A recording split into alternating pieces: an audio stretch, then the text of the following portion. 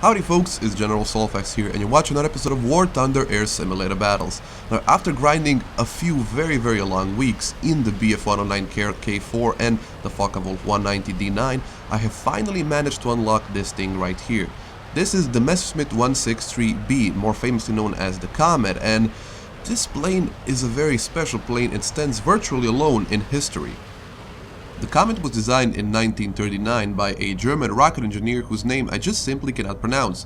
His name was Alexander Lipsisch. We're just gonna leave it at that. And the first prototype, the Messerschmitt 163A1 prototype, was built in 1941. So I don't want to get into whole differences between the prototypes and the various engines they use. I just want to point out a few things. On October 2nd of 1941, a Messerschmitt 163A-V4 piloted by a pilot called Heini Dittmar, I'm just no good at pronouncing German name, managed to set a new world speed record of 1004.5 kilometers an hour. That same speed record stood all the way up to 1947, where an American pilot flying the Douglas Skystreak turbojet actually managed to beat it. Other than owning a speed record that stood for, well, 2 years after the war, so almost 7 entire years, the Komet is special for being the only rocket-powered aircraft to ever enter serial production, the only rocket-powered aircraft to ever see combat, and the first tailless aircraft to see both combat and to be mass-produced. So you might see a trend coming on here. I mean, the Messerschmitt 163B is special for a lot of things, and also in history as well as in War Thunder. Despite being superior to every other Allied aircraft there was, the Messerschmitt 163B didn't have a very good service record. The first few wings were formed in 1942 and were consisted of the early prototype version, the Messerschmitt 163A versions, but the thing that we have in game only came in production in late 1943 and in the early 1944, and during that time, between 1944 and the end of the war, there were only 9 confirmed kills done by the Messerschmitt 163B pilots whilst losing 6 of their own aircraft. And there is a very good reason for this very limited service record. The reason this aircraft was so dangerous to fly is because of its fuel. The fuel that was used to burn up the rocket engine on the Komet was very combustible. If exposed to air, the fuel would combust and actually burn the pilot alive. Another thing that you need to take into consideration is that the maximal fuel load of this plane was only enough for 6 minutes of 100% throttle flight. So the pilot had a very limited amount of time to climb up to altitude, engage the bomber and take him down. But let's talk about the replay a little bit. So this is my first match in the Messerschmitt 163B ever, excuse me. And after flying around a little bit at 4 km with the throttle cut, I've actually noticed what appears to be an enemy bomber. And this thing is very good at taking out enemy bombers because it's so much faster than them and you can actually glide above them and not use the throttle to take them down. But the thing is, this thing is equipped with those 30mm Mark 108 guns, which are not very good because they're very slow shell velocity. That means you need to get very close to whatever you want to shoot down. Take a few shots and, yep, I actually crashed into him. That's kind of embarrassing, but okay, that's my first flight. It can only get better from this point. Well, yeah, it should only get better, but let's jump straight into my second match that I've ever played. So my second match took place on what's got to be one of the most annoying maps in War Thunder, Norway, and just to avoid another rant, like I did in my last video, I'm just gonna drop it right here. And for this bit, this little clip here, I decided to leave the markers in to illustrate a certain point. I did not 100% sure leave them in by mistake, then delete the replay so I can't record this bit all over again. But yeah, moving on. I've done the usual Komet thing in which you climb up very high using your initial speed and then glide up at 0% throttle, and then I noticed the observers, the bowfighter that usually fly around this area, and I thought this is an easy kill. This should be an easy kill because they are just AI fighters and they are not very good fighters, that is. Well, they're heavy fighters with one single rear gunner. But yeah, I throttled down and I tried to dive on the first one in this little train here, and I made a very bad decision here because, well, not a very bad, this was a very bad angle for me because I was going a lot faster than they are and I just kind of overshot them, so I throttled back up and then I tried to regain some altitude so I can get a better dive solution on them. Another thing about the Komet is that even if you're not using the throttle whilst diving, you can achieve amazing speeds, and since this plane only has 6 minutes of fuel, you'll find yourself doing that very often. But yeah, going in for a second dive, I decided to go for a more vertical dive this time so I can be very sure to actually slot on the 6 of this bullfighter. So I'm trying a few practice shots to see how far I am. Second burst goes a little bit wide, third burst gets him in his right engine, first kill in the Komet. Even though it was an AI fighter, I was feeling very good about myself at this point. So I wanted to get the second one, but it appears that one of our fighters, which is actually accidentally in this match, a BF-109G2, managed to take him out. So since there are no more AI fighters for me to take out, I decided to try my hand at taking out actual real-life controlled jet aircraft, and doing that in this aircraft isn't all that easy.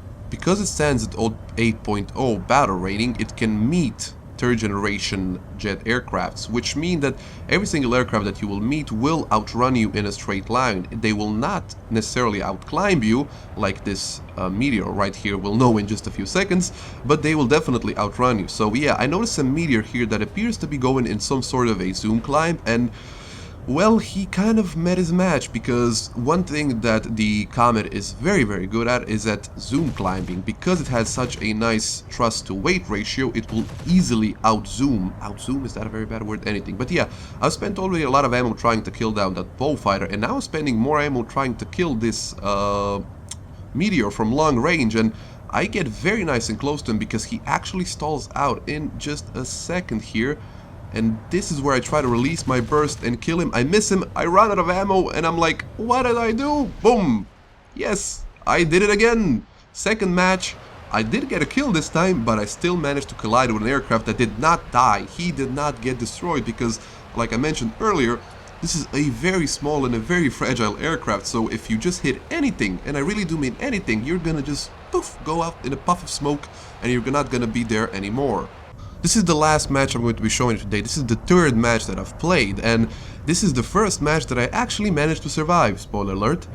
And in this one I decided to do the same thing that I did in the last one and went looking for AI controlled fighters, and this time there were no AI controlled observer aircrafts, but I did spot what appears to be two AI controlled, I assume they're AI controlled at this point, B-17 bombers, and I'm in a good position here. I am a little bit above them and I'm going in a very steep, very fast dive, and what I want to avoid here is actually crashing into him, so I get a nice firing solution right about here. Try to make a few shots into that B-17, don't get a few shots, put another one in, and I actually managed to kill him. So this is my first clean kill.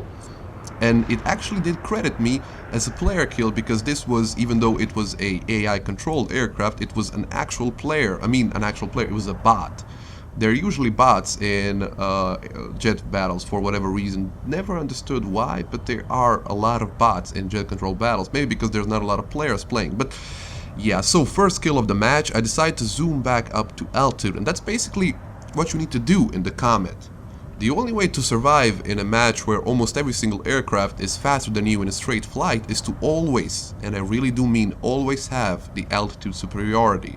You always need to be aware that after you finish a dive, you need to get back to altitude and try and get an altitude advantage over everybody.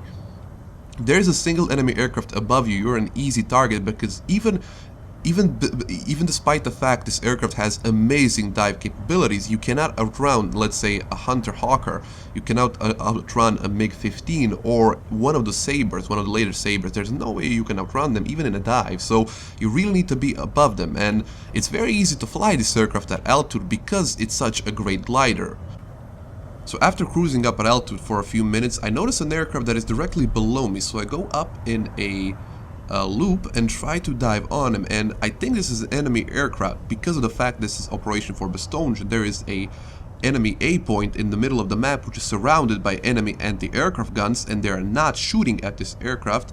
I assume this is an enemy fighter, so I go down on the deck, not using the throttle this time, and as you can see, I'm able to get some decent speed without even using the throttle, but I do lose a lot of altitude, and I do get distracted by this aircraft right here, which I try to chase. I throttle back up and I try to chase him, but this is just a pointless mission because he's going way faster than I was, and there was no way I'm gonna actually be able to catch him. And again, I get distracted by another aircraft, so this one I could actually catch because he was on a lower energy state, but I failed to notice the AA firing at him, which means that this is a friendly MiG-15, so yeah, 2 for 2, I kinda failed. Now, when I go back to retain some altitude, I do notice a small furball developing behind me, and one thing you will notice when you start playing jet battles is that furballs are not a very common sight. Because of the fact that jet aircrafts turn so poorly and that they achieve such amazing speed, it's very hard to actually sustain a dogfight, and it's not a very wise thing to do because you lose a lot of speed, and when a jet is going slow, it's a dead jet. So what you will see when you start playing jets, if you haven't already, is a lot of boom and zooming, and this is exactly what I try to do now. So I cut my throttle, I go up to 3 kilometers, and I just point my nose in the general direction and hope that they will actually come to me so I don't have to come to them, because if they decide to go in the other direction, I will not be able to catch them. And now my eye gets cut, I notice something going very slowly next to me, so I throttle back up and try to follow it, put a lead, put a spray, my first actual player kill. This was such a lucky shot, I can't believe it. And I was trying to show off a little bit, try to put a few more shots into him, and whoa, goddammit, I almost crashed into him right there. That was almost another disaster like the few games that I've played. But yeah, my first actual player kill, and that was a very good aircraft, and I was feeling good at this moment. Since this video, I've played a lot of games in the Komet and never gotten more than 2 kills, so this is one of my best matches that I've ever played. But I think because this airplane is stock, this airplane is gonna be a lot better when it's spaded. But yeah, I hope you enjoyed the video. Now, I need to mention another thing. If you have an interesting or fun replay that you would like to see featured on my channel, don't hesitate, send it over to soulfax444@gmail.com. That is soulfax444@gmail.com. I hope you enjoyed the video. My name has been Soulfax, and I will see you next time.